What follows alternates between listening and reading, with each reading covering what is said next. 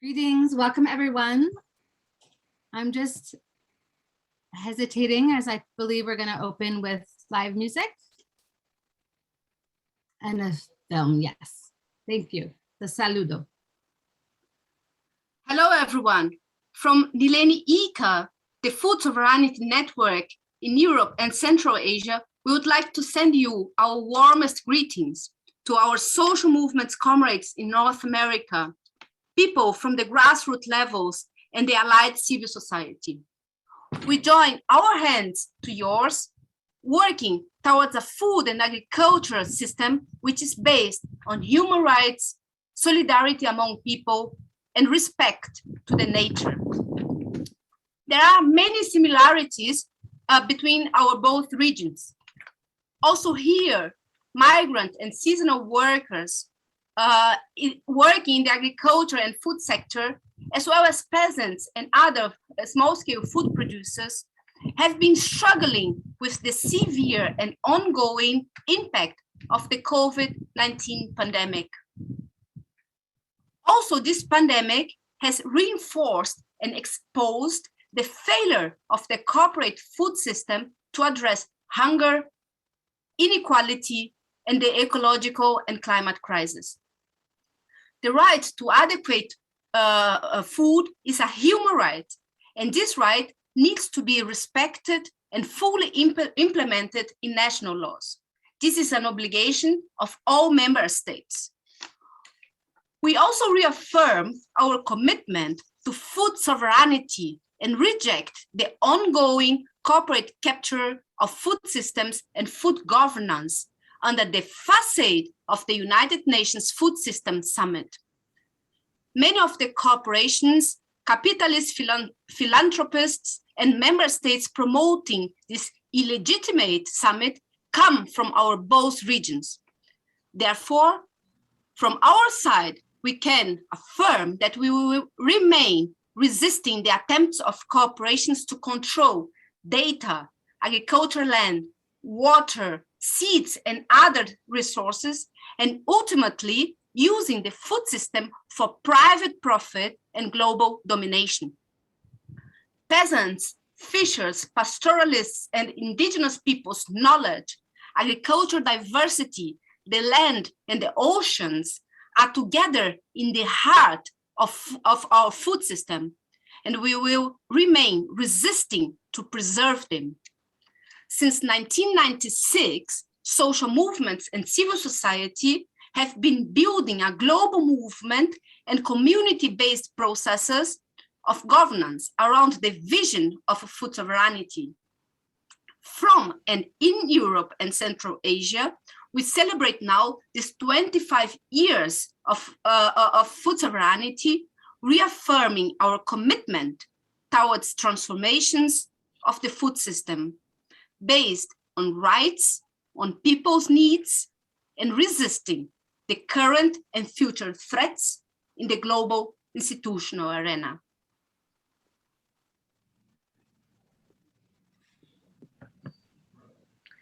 We're all citizens, consumers, and eaters, and we want food justice. This means access to healthy, fresh, agroecologically grown, local food from producers we know and that we trust, and not the highly processed foods that poison our bodies and that are full of chemical substances and controlled from seed to plate by corporations.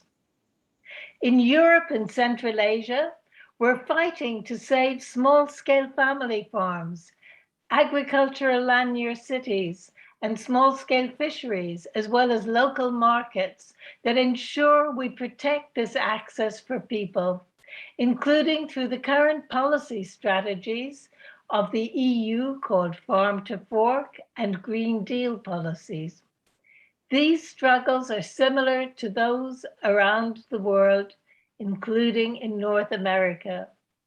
Sustainable local food systems exist all around the world. They have proved during the COVID-19 pandemic how resilient they can be.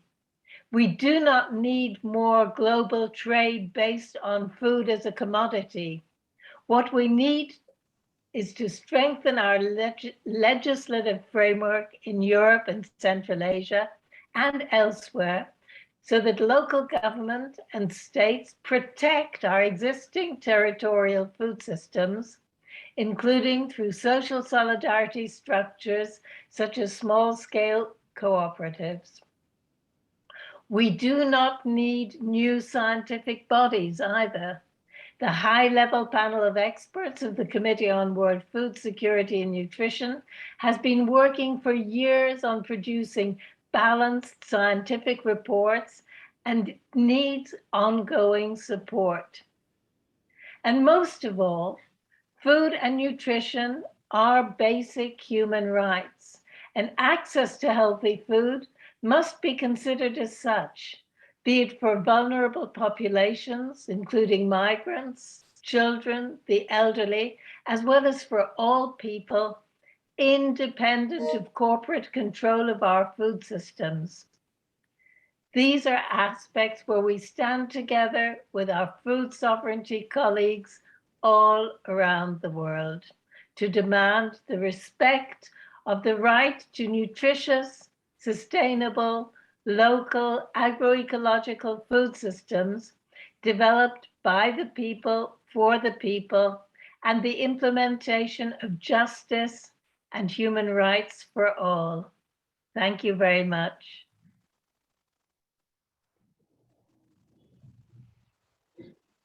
Welcome everyone to the People's Kitchen Counter-Mobilization Food System Take Back, and our conversation today with two prominent African leaders in the fight for food sovereignty in Africa, and Maina and Edie Mukiibi. I'm Heather Day with Community Alliance for Global Justice, based in Seattle on Coast Salish land. A decade ago, when we found out that, or over a decade, when we found out that the Gates Foundation was pushing a so-called new green revolution in Africa, we formed the Agra Watch campaign to act in solidarity with the African food sovereignty movement and to contest Agra, the Alliance for a Green Revolution in Africa. And we work closely and are very honored to be friends of AFSA, member of the Alliance for Food Sovereignty in Africa. And I'm very excited that we're about to launch our first film of a 5-film series together with AFSA called Rich Appetites: How Big Philanthropy is Shaping the Future of Food. I'm grateful to everyone who's joined us today. I'm grateful to be part of global movements who've stood up together to contest the UN Food Systems Summit, and to stand up together to say no, and to delegitimize this summit, who has sidelined the very people who are most impacted by a broken food system. First off, I thank you, Anne and Edie, for being here with us. And I just want to ask if you could both please just introduce yourselves and your organizations and tell us a little bit about your work. Anne? Yes, thank you, Heather. My name is Anne Maina. I'm the National Coordinator of the Biodiversity and Biosafety Association of Kenya. And we are members of the Alliance for Food Sovereignty in Africa, which is a network that brings together over 200 million farmers in Africa and networks working on agriculture issues and food sovereignty in Africa. Thank you.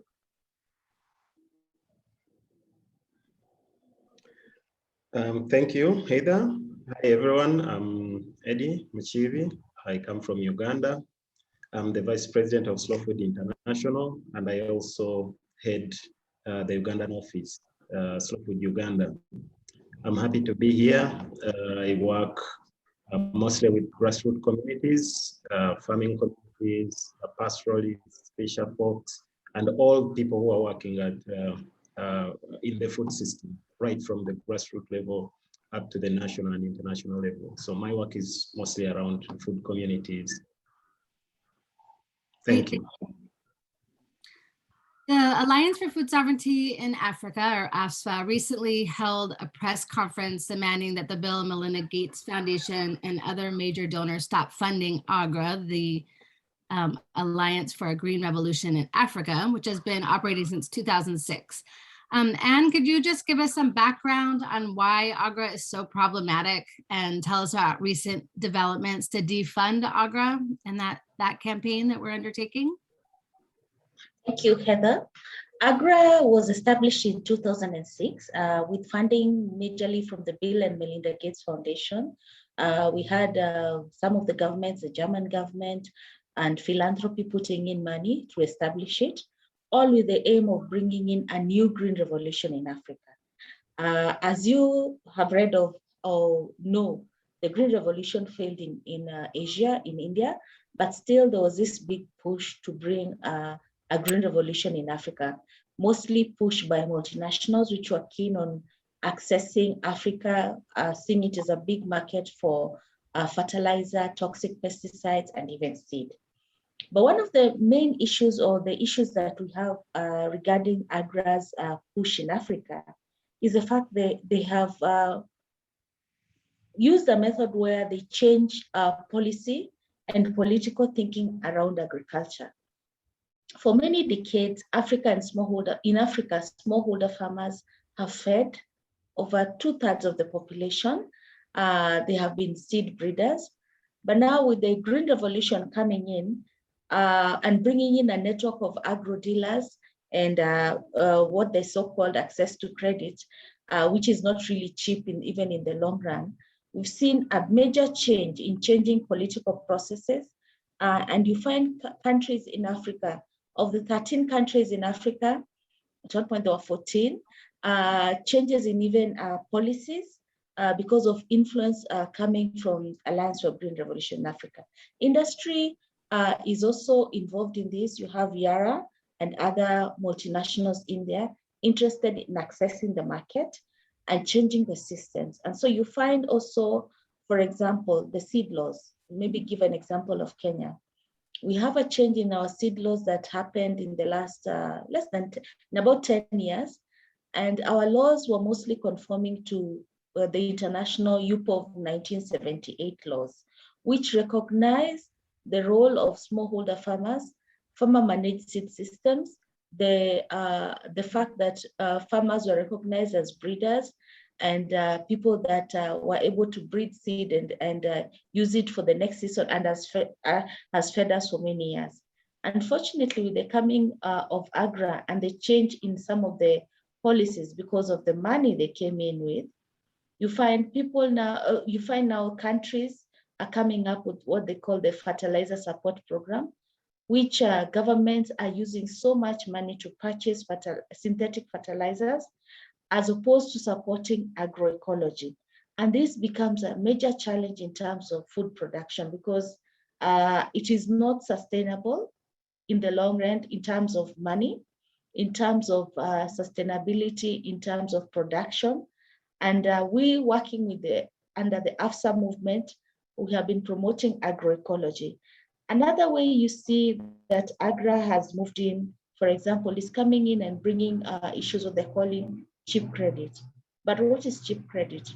When we did our research in Kenya in 2019, 2020, we found out that farmers were told that you can access cheap credit to support agriculture, but the credit is in form of seed. So the farmer goes to the agrovet or the agro dealer and is given seed, and the seed is costed. The farmer has no choice, and there's major focus on maize. The farmer has no choice on the seed they get, and they're given a fertilizer program, a spraying program, and they have to go and get, and they're told once you sell your maize, you can come back and pay the loan. The major challenge was that because of climate change, the climate crisis, the crop kept on failing. And this focus on maize. Maize is a staple in most of sub-Saharan Africa, but it's not even indigenous to Africa. It came from Mexico. And the fact that the farmers were even told, do not even intercrop your maize crop, do not grow the beans, do not grow the other varieties. And so over the years, we've seen a reduction in terms of productivity for staples like millet, cassava, sorghum, which are very important in nutrition. And this becomes a major challenge. We also see AGRA putting money in research, in the national research institutions. For example, in Kenya, we have the Kenya Agriculture and Livestock Research Organization. In Uganda is the NARO, National Agriculture Research Organization, and funding and putting in money there. So you find a mixture of where philanthropy, business is mixed in. So one puts in the money through this hand and the other takes from this hand. Bill and Melinda Gates have shares in Monsanto, which has now been purchased by Bayer. We are seeing a lot of consolidation of these companies in Africa, even the seed companies that were local and supported the farmer managed seed systems, a lot of conglomeration and bringing them into one major, being bought by multinationals. Thank you, Anne. So devastating to think of the biodiversity loss when you're talking about the focus on maize. It hurts the heart thinking about that. Could you give us a quick overview of the different letters that went out and what kinds of responses were received? In June last year, 2020, after a research that was led by the Tufts University, the researcher team-wise, and a group of other stakeholders including BIBA, we had a report which we called False Solutions by AGRA. And the Biodiversity and Biosafety Association of Kenya, where I work, together with several organizations in Africa, including PELAM and HOMEF, we wrote a letter to AGRA requesting for them to respond to some of the issues that we had raised in terms of their failing model and the fact that they were not availing their evaluations, the internal evaluations. We got a response from one of the staff, but a lot of it did not answer our issues. In June this year, AFSA, the Alliance for Food Sovereignty in Africa, wrote again to the funders of AGRA and were requesting for the funders to stop funding because we could not see the benefits of AGRA in Africa after almost spending $1 billion from 2006. That did not get much response. Then again, in September this year, the faith leaders also wrote to over 500 faith leaders from Africa, wrote an open letter to the Gates Foundation asking them to stop supporting AGRA's industrial model initiative. There was no response from that.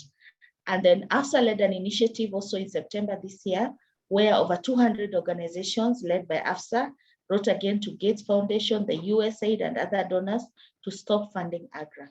A lot of quiet and not much response from the donors at AGRA does not show a good picture, because we are trying to improve, to see how best to support African smallholder farmers who are feeding over 2/3 of the population.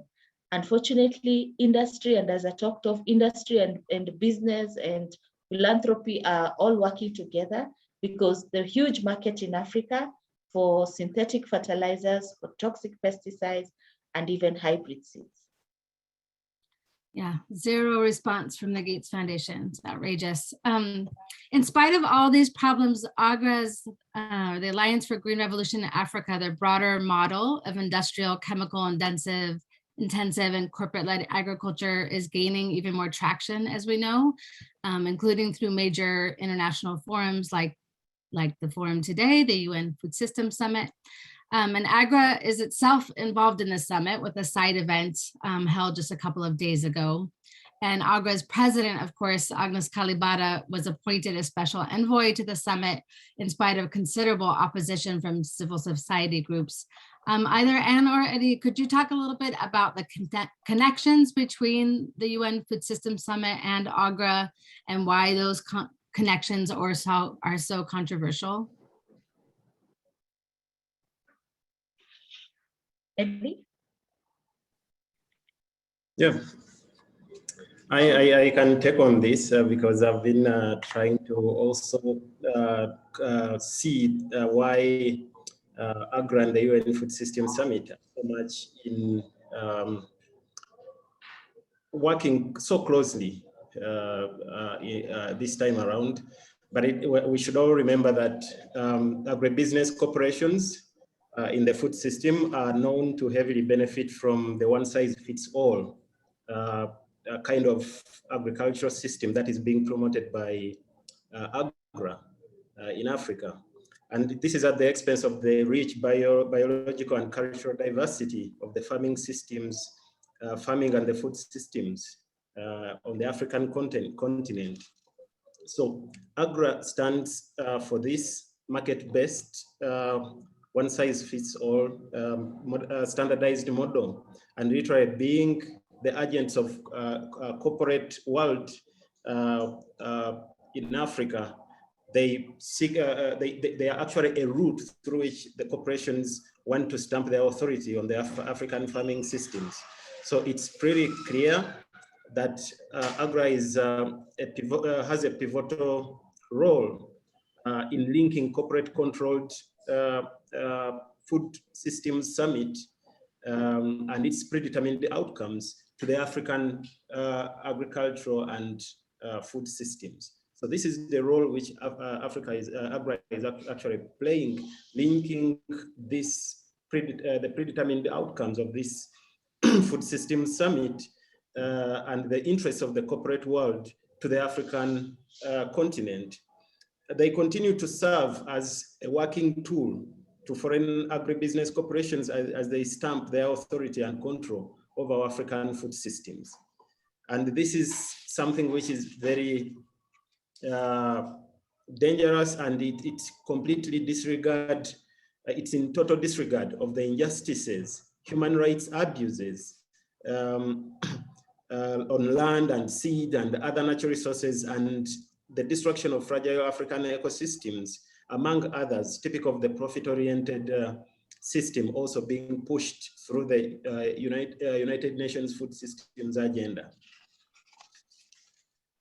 Also, it's important to note that both AGRA and the United Nations Food Systems Summit, in their nature of making, undermine the fact that at this point in time, Africa and the world at large needs real solutions that take into consideration the diverse ecosystem services and challenges, needs of smallholder producers, indigenous peoples, and solutions that are based on food sovereignty.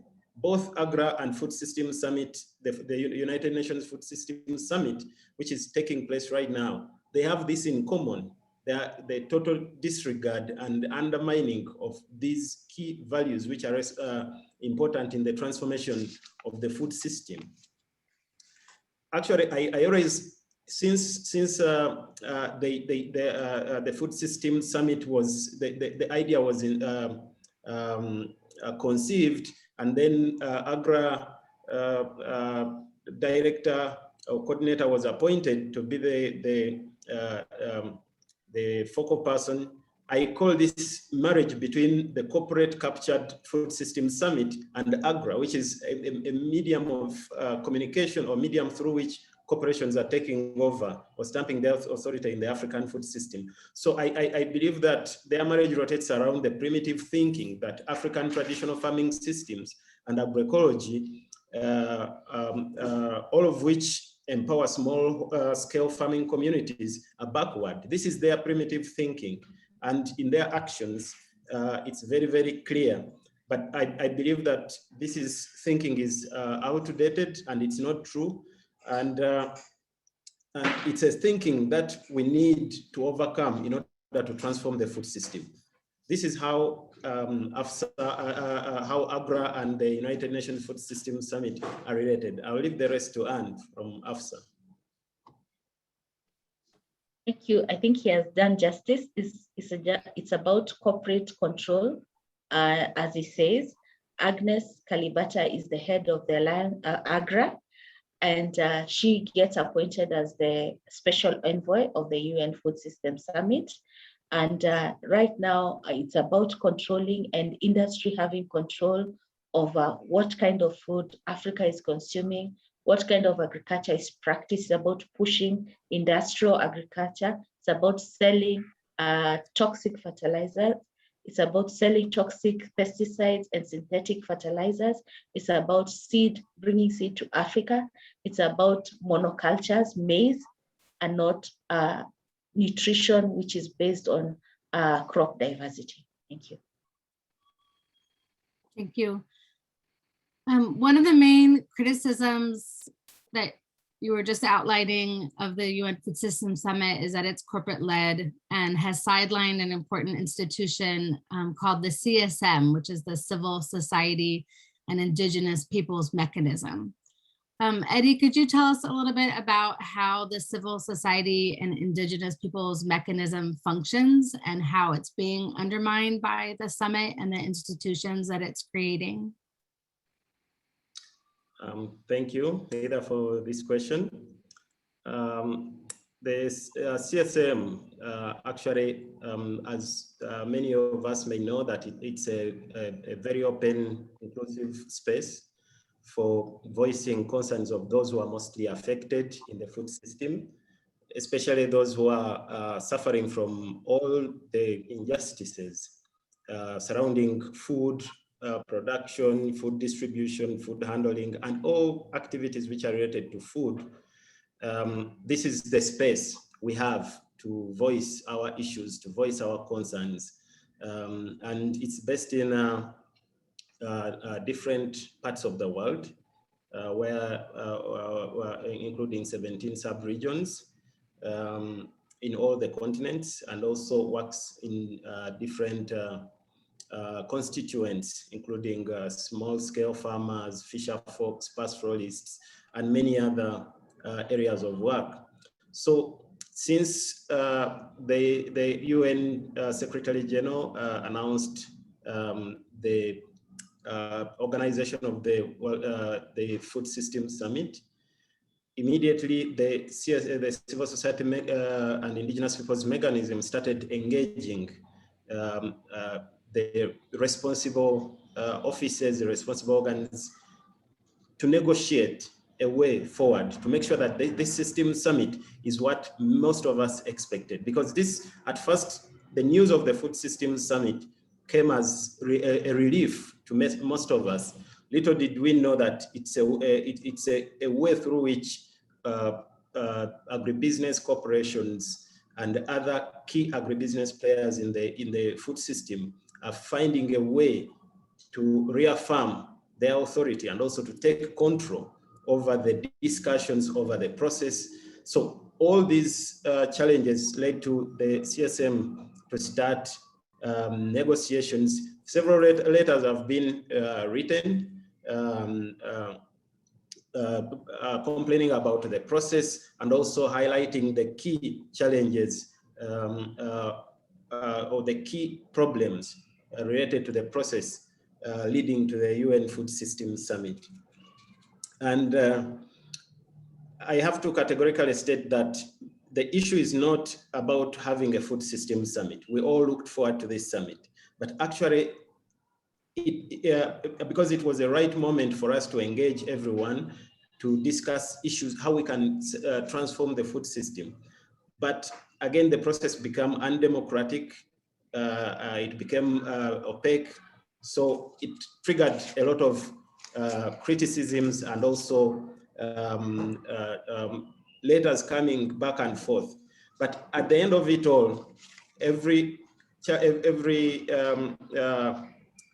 recommendations, every engagement which the CSM put forward, most of the points highlighted as preconditions for participation and engagement were given a deaf ear.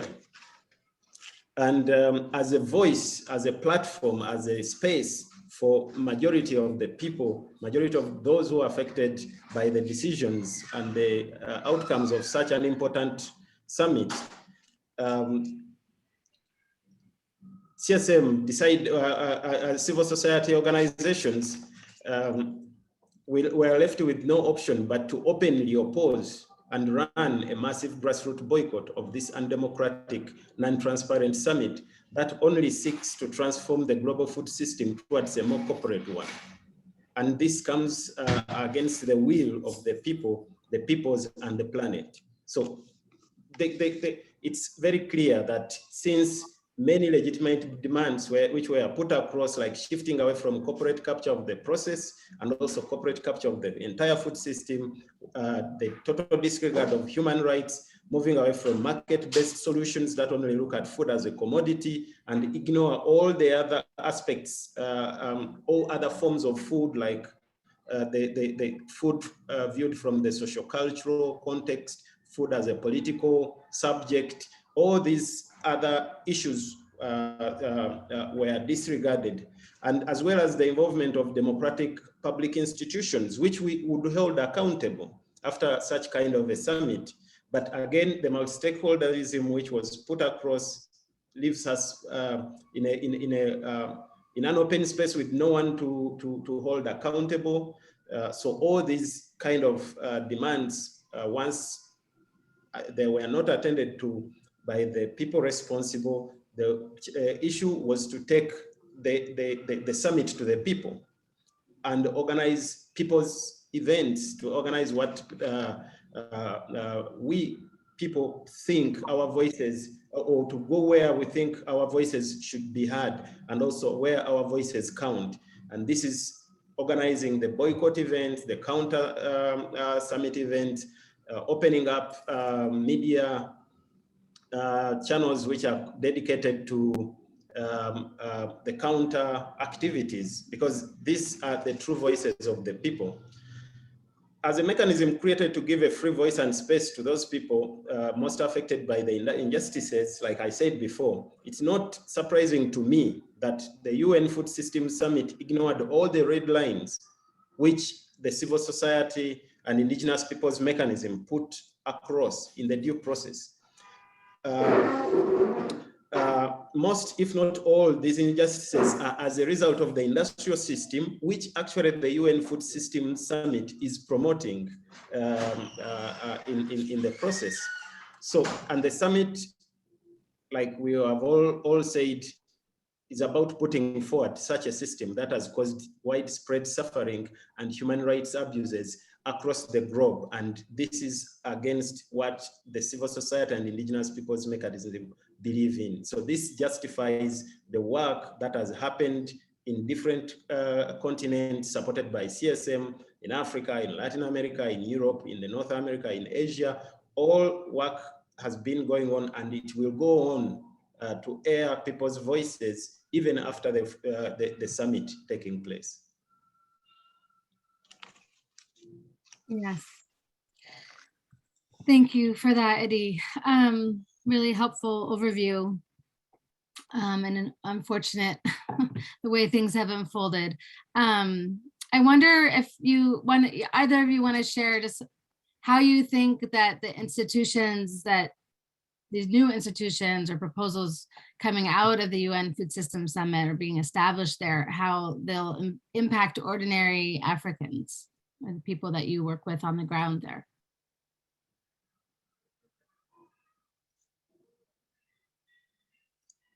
Okay, maybe I can start. I think they're going to have a negative impact in terms of the smallholder farmers that are working in Africa and who are the main producers, because these institutions are based on corporate interests. They're based on their need or their push to open their markets. If you look, for example, at the current, there's almost a takeoff of the negotiations between the US and Kenya, the free trade agreements. The interest, I was reading recently, the interest of the Americans to access the rice market in Kenya. Because we do not have this free trade agreement, they're not able to access, because Kenya is a net importer of rice, wheat, and these are things that are very interested in. If you look, for example, at other issues that are corporate driven, for example, genetically modified foods, there's a big push for countries in Africa, and some countries like South Africa opened up their markets. Kenya is slowly being pushed to that corner. We have now a GMO cassava and BT cotton commercialized. The ultimate aim is GMO maize, BT maize, for the African market, because maize is a staple in this region. It's eaten almost for every meal. You cannot compare with the Americans, who, for example, eat maize in their breakfast, in their cereal. Here it's ugali, the paste you make from the maize meal for lunch. You have you have roasted maize for a snack.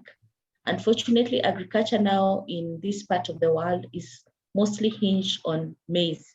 Even our policymakers, when you sit with them and you tell them, it's not about promoting maize alone. Furthermore, maize is a highly sensitive crop.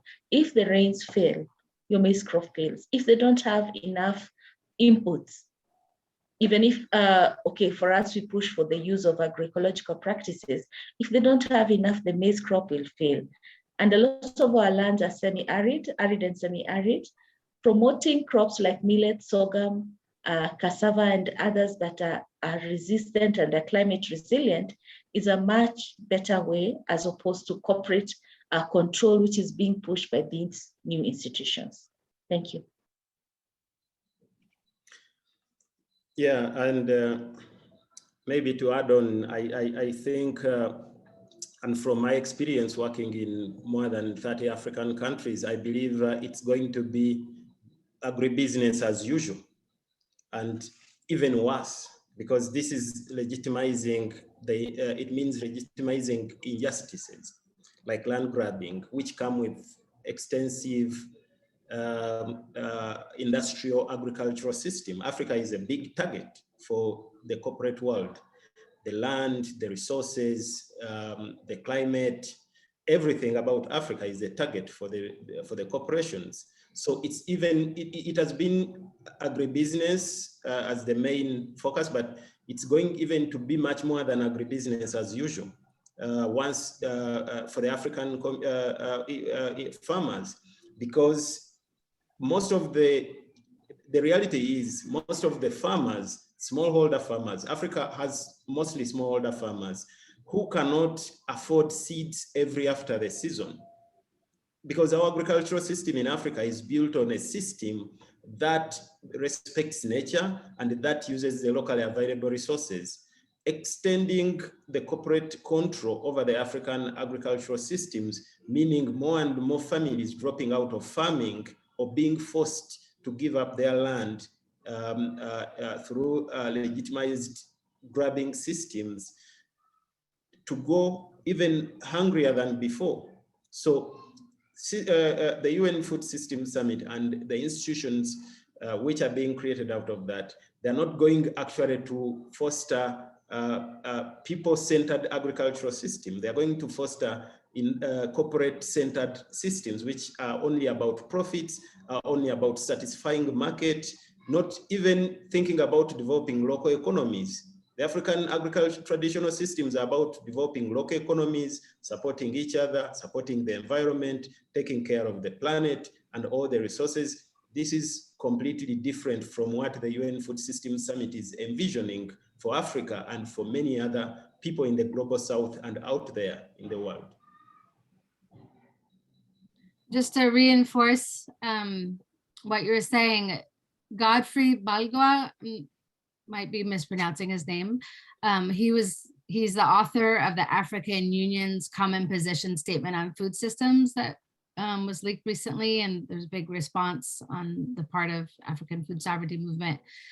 In the Agra side event 2 days ago, he stated that through the African Continental Free Trade Agreement, that Africa is open for business for both domestic and foreign investors. And I think that's how they are presenting what they're trying to do. Also in that side event, the United States Agency for International Development, USAID, was participating, and their representative is Jim Barnhart. And he said that USAID and the Gates Foundation, the Gates Foundation's representative at the site event named Roger Voorhees, and both Jim Barnhart and Roger Voorhees repeatedly emphasize a need for quote unquote locally led food systems and African led solutions, and said they want people to tell them where they could change course and have a different approach when something's not working. He kept emphasizing partnership and listening to all partners and locally led leadership among the most marginalized. And I just wonder what your response is to that claim that That's USAID and the Gates Foundation's approach. Thank you, Heather. I think USAID has not had a very good history in terms of what they push in Africa, especially agriculture. They have been seen as part of the system that has been pushing for the opening up of African markets to genetically modified foods. And now we have the GMO 2.0 gene editing and all those. For me, and looking at the fact that Agnes Kalibata, an African woman that is heading the AGRA, was asked to be a special envoy for the UN Food System Summit is quite significant. She, being an African woman, is expected to understand the challenges that women who are the main producers in the smallholder farmer and family farming movements in Africa, the challenges that they are going through. Unfortunately, coming from where she's coming from, AGRA, and when I talked about the push for AGRA, AGRA has managed to even support several PhDs and master's degrees, and come with the notion with these incentives, even to the various ministries of agriculture, that you're going to take your staff to study more, improve, get their PhDs and all this. We are taking your young scientists to Iowa to study and get advance their degrees. Unfortunately, what that does, it changes their thinking. It brings in a different mentality, and he who pays the piper, he who plays who pays the piper you have to dance to his tune. And so what happens, and I believe Agnes Kalibata is in that group because she's coming from that model. She's the main pusher, she's heading AGRA. So when she moves into this UN Food System Summit, she's forced to play the game of the corporate takeover, because they are funding, they're bringing in the money. Unfortunately, we are seeing that also happening within our national research agencies, where industry is putting in money in the name of public-private partnerships. We're doing public-private partnerships. So we are going for public seed that has been developed by our researchers, and the private is the multinationals bringing in their genetic engineering, inserting into work that has been happening for many years, and now gaining from that the royalty. It's about profit at the end of the day. Because look at it, for many years, smallholder farmers have fed people in Africa. So what is this that's bringing an issue that now we have to start using genetically modified seed to produce more food? And looking at statistics, the amount of food that is wasted all over the world is higher. Issues related to food is not about how you produce it, it's about access. Can you afford it? A person who can afford food will never go hungry. It's the person who's poor and depending on rain-fed agriculture in deep down in a arid or semi-arid zone that is having major challenges. Right now in Kenya, the government has declared there's a hunger as a disaster, because for the last 2 seasons, we have not had enough rain. But the people who have access to where the food is coming from, who have access to money, can be able to purchase that food. So for us, what we promote in agroecology and when we speak to our policymakers, we tell them, if you only would provide even small irrigation access, small water pans for these farmers, they would produce food for the entire season and feed themselves. Thank you. Yeah, maybe also to add on something broad, maybe to put it in context, is that I normally define 3 pillars which define industrial food systems, especially here in Africa and elsewhere. And these also characterize those institutions that actually foster industrial systems. 1 is greed. 2 is power. 3 is control. These are the 3 main pillars, which also organizations like AGRA, and also we can see it in USAID when it's implementing the agricultural programs. Greed comes with promising political actors huge returns on investment in Africa, and they are swept by that, by those technical lies, and also the big ambiguous promises. And AGRA has done that. USAID has done that. All other industrial actors have done that, who are trying to push the industrial agenda onto the African food systems. Power, putting political actors into the hands of those with money. This is very common. Also, when it comes to seeds, land grabbing, control of the natural resources, and many other things. Get politicians, put them in their hands, dictate policies, and all these other issues. Control, come to agricultural research. It's mostly funded by these institutions, because countries are deliberately cutting funding towards agricultural development, deliberately reducing the national budget, and looking up to corporations for investment, for grants. Also, controlling education. Many PhDs, many master classes are not in agroecology, are not supported in the field of agroecology.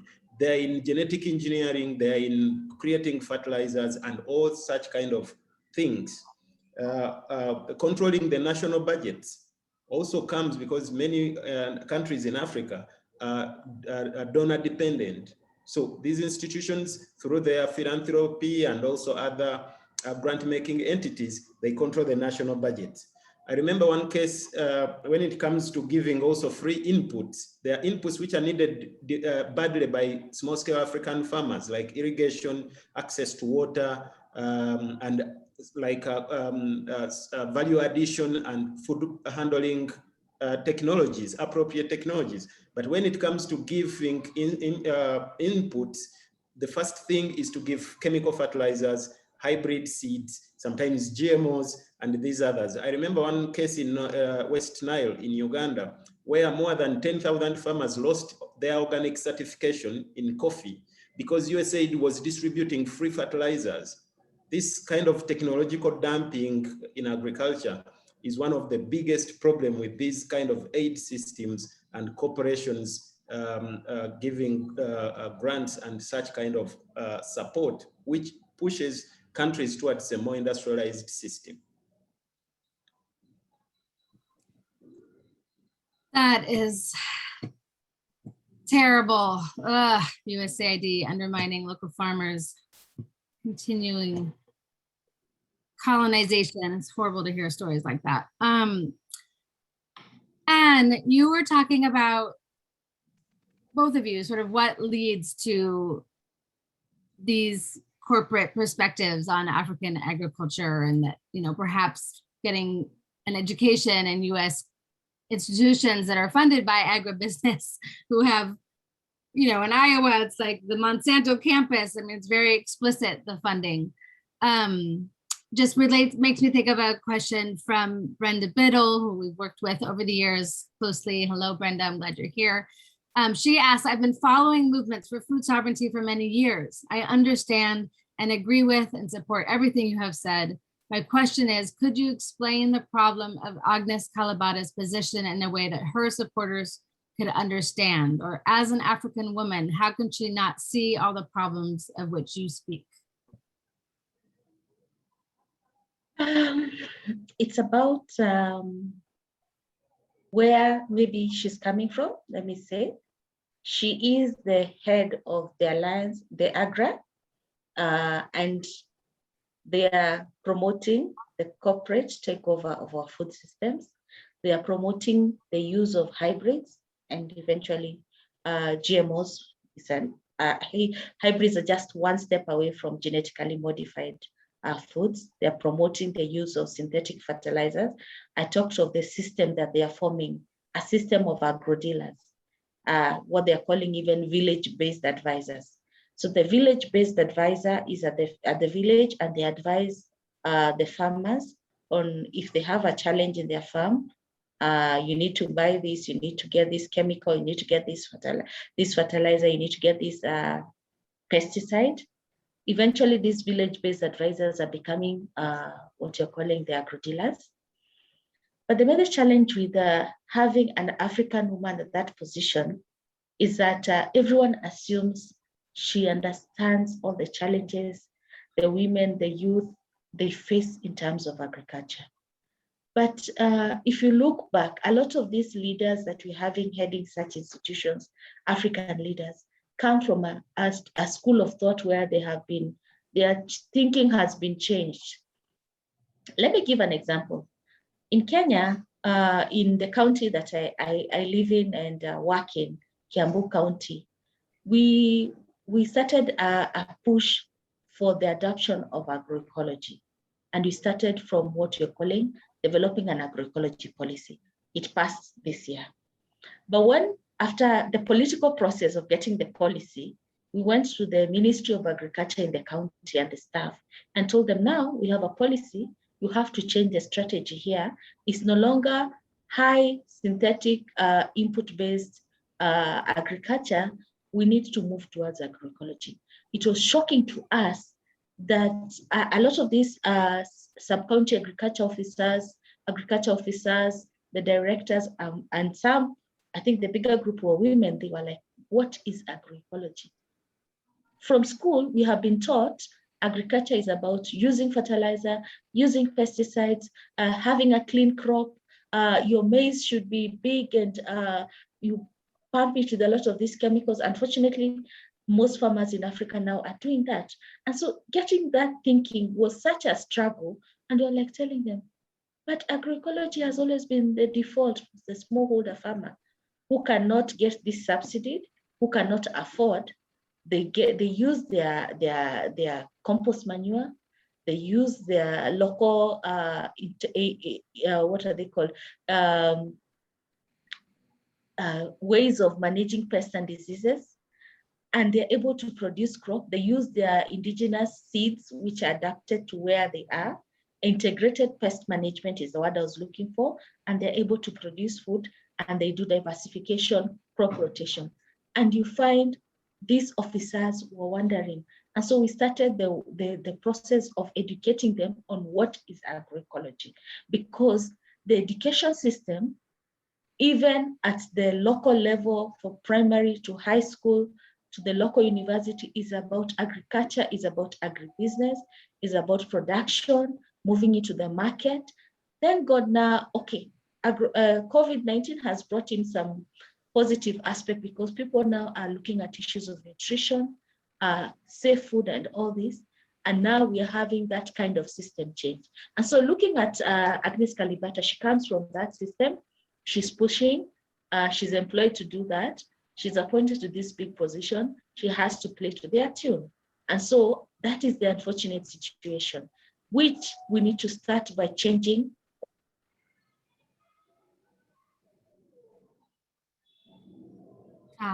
And we just dropped your voice.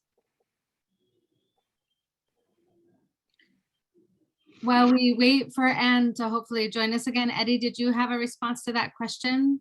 And ask Anne to wrap up when she joins us again. Actually, Anne has said it all. It comes from the notion and also thinking that the solution to African agricultural systems in an advancing capital-intensive, market-based industrial model of farming, which is a total, which is totally untrue, if I can say. This has gone deeply into the agricultural systems here in Africa, also in Uganda, the way extension agricultural system, agricultural officers are trained. They're inclined to support the industrial system because this has been systematically built over a long period of time. For me, the person who has grown in Africa, who has worked with communities, I have been in this system and I've seen how it works.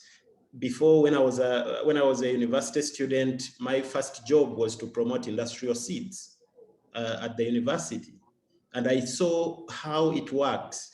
And I remember one time when we promoted when we promoted a new variety of maize in places of Hoima in Western Uganda and also around Chankwanzi, as you're going still to Hoima. And we had a lot of promises which come with this seed as drought tolerant, drought resistant, and fertilizer efficiency, high yield. But again, all the lies were unmasked by the drought in 2007. When I went back to the farmers, I could see the sadness in the faces because they lost almost everything. And I could not trust the system anymore. I had to make a U-turn, start working with farmers to build concrete solutions to their challenges in agriculture. And this means to rebuild the ecosystem, to look for indigenous seeds, to develop indigenous seed network, rebuild agricultural knowledge and work with farmers to co-create this knowledge which they have been lost in the process. They have lost in the process. So it works that way. But for somebody who has been in Africa, if you've been from the grassroots work and you've interacted with the farmers, you would really understand their challenges and you would not push for a system that makes farmers a slave to the seed dealers, that makes farmers slaves to the agricultural input dealers, and a system that makes farmers a slave to the market forces of demand and supply. You would push for agroecology, you would push for the right vision for African farming systems, which is food sovereignty. This is what we definitely have to push, but it hurts to see that Africans in organizations like AGRA are pushing the continent towards the other side, knowing very well the implications which we are bound to face. Thank you so much. I admire you so much for making that transition. It's really powerful just to hear your story, Edie. Thank you for sharing that. And both of you, I just want to thank you. It's time that we wrap up, but this has been incredibly just a great hour to hear your perspectives on the UN Food System Summit and all the problems it represents, and also the power of agroecology and the food sovereignty movements. I just want to say the Alliance for Food Sovereignty in Africa represents some 200 million small-scale food producers. It's the largest civil society network on the continent. There are many other networks doing, fantastic work for food sovereignty. Is there any way that we can share with our participants that they can support your work? Thank you, and sorry for the small mishap. I think it's important that we have started talking. The partnership or the collaboration between the Global South, the Global North, we're happy that we have South America also on board, is really good in ensuring that we have a voice and a changing system. One of the ways that we've done is start off with the children, help them to appreciate their local foods, local production. And so that cooperation and working together with people from all over the world, changing system thinking in terms of people thinking that industrial agriculture is the only way is very important. And we really appreciate this solidarity. And we say we continue working together. Thank you. Thank you, Anne. Do you want to add anything, Edie? Yeah, for Slow Food, we remain a grassroots organization with thousands of communities all over the world. And also we are running different programs that actually promote sovereignty of the people and also connect people with food and culture. So these are, as well as playing an important role in amplifying agroecology. We have different programs like Slow Food Ecological Gardens in Africa. We have biodiversity conservation programs, advocacy programs, as well as food education programs. So we are open to those who want to join us to cause a fundamental change in the food system. So just follow the Slow Food on social media, and also check on our website for more about our programs and how we can work together to change the food system. We work with everybody with whom we share the same values, organizations like AFSA, we are working so closely with AFSA here in Uganda and also in Kenya. So everybody is welcome in this transition to a sustainable food system. And I'll just add that Community Alliance for Global Justice, my organization, is also a membership based organization, grassroots organization, and we welcome you to join us wherever you are in the world. We're Seattle based, but can coordinate with folks from all over the world, and ask you to join our campaign. We need to put much more pressure on the Gates Foundation to have an impact. So thank you so much for joining us this hour. Again, Edie and Anne, and everybody who's helped organize this event and who's participating today. Really appreciate our time together.